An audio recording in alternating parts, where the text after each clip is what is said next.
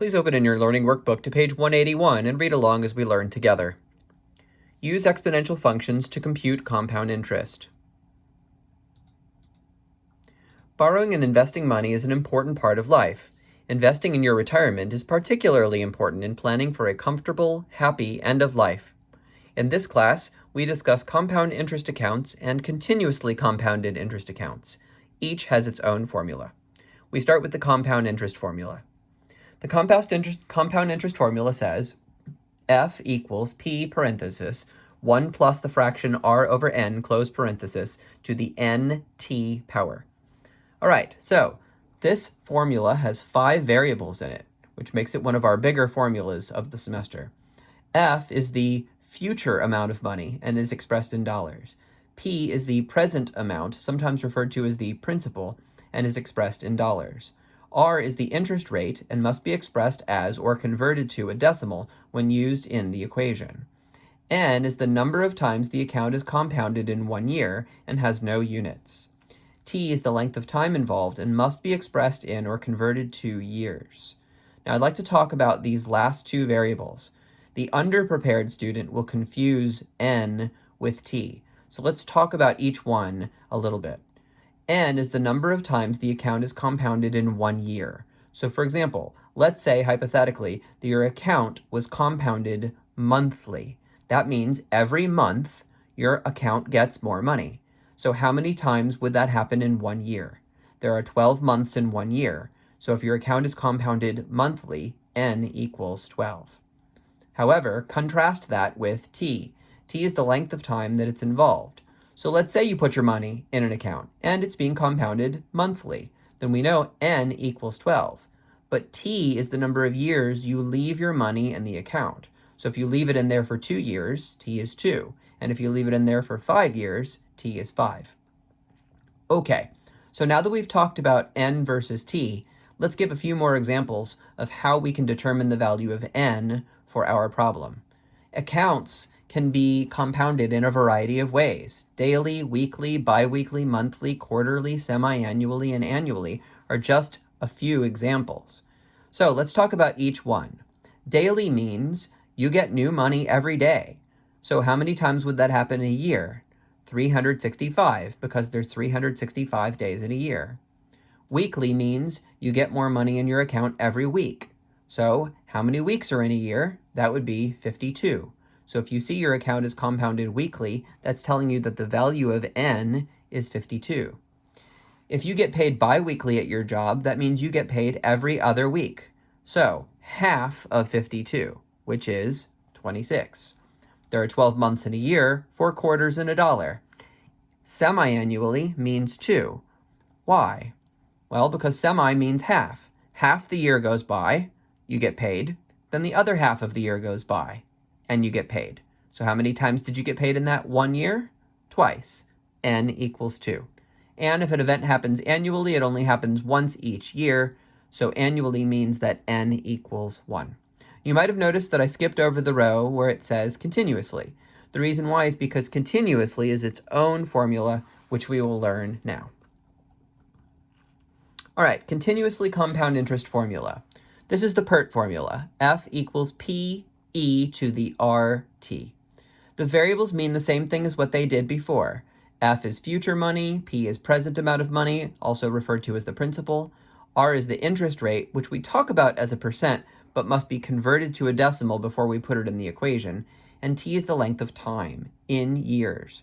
So what's missing? Because here's only 4 variables, and in the previous there were 5. What's missing is N. For the continuously compounded interest formula, N is no longer part of the formula, and in its place, we have the mathematical constant E. So as we now begin to turn our attention to solving some problems involving these formulas, let me give you some advice. The first thing that you should do when solving any problem involving compound interest is determine how is the account being compounded. If it's being compounded continuously, then use the Pert formula. If it is not, then use this formula.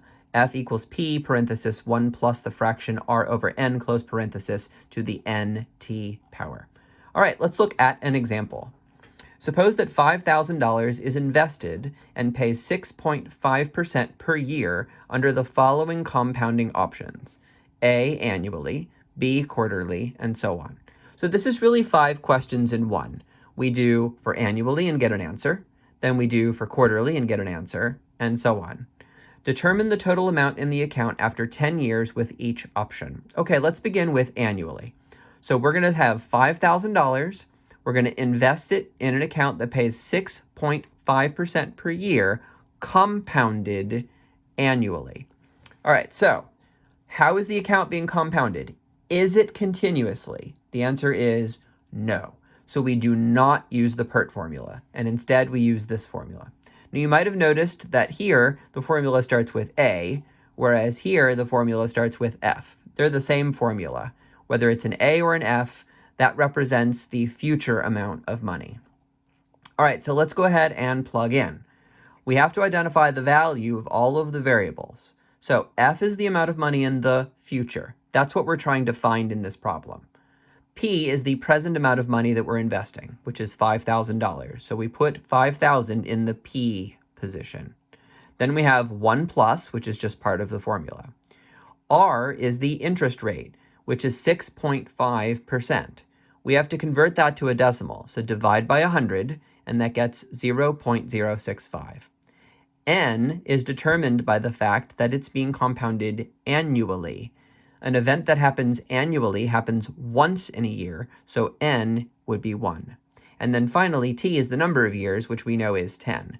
So the exponent, N times T, will be written 1 times 10. Put all of that on your calculator, and you get $9,385.69. Now, as we move on to the other types, we notice that the only thing that's changing is how the account is being compounded. We're going from annually to quarterly. So the only thing that changes here is N. All of the other parts of the problem are the same. So where does N show up in the formula? It's the denominator of the fraction, and it's up in the exponent. So everywhere we used to have a 1 down in the denominator or up in the exponent, now we're going to put a 4 instead, here and here. We put the new values in our calculator and get the new number, 9527.79. For monthly, N is 12, so turn both 4s into a 12. Into the calculator it goes, 9560.92. Daily, N is now 365, so turn both of those 12s into 365. Into the calculator it goes, 9577.15. All right, and that leaves, finally, continuously. Continuously is a totally different formula. So we have to kind of start again. We're going to use the Pert formula here for continuously. F equals PE to the RT. So plug in what you know. We know that P, the principal, is $5,000. That goes here. Then E. Then R, which is 0.065, times T, which is 10. Put all of that on your calculator, and you get $9577.70. Now, that's the end of this problem, but before we call this done, I want you to notice a trend. What's happening to the investment results as we travel down the table? They're increasing from 93.85 to 95, and so on and so on and so on. As we go down the table, the amount of money we earn is growing. So, what's the pattern? The more you compound your account, the more money you get. Annually, when you compound just once, gives you this result. Quarterly, when you compound 4 times, gives you this result. Monthly gives you this, daily gives you this, continuously gives you this. So we learned this very important lesson about investing. If you have 2 different investment opportunities and they have the same interest rate, pick the one that compounds more often. The more the account is compounded, the more money you get.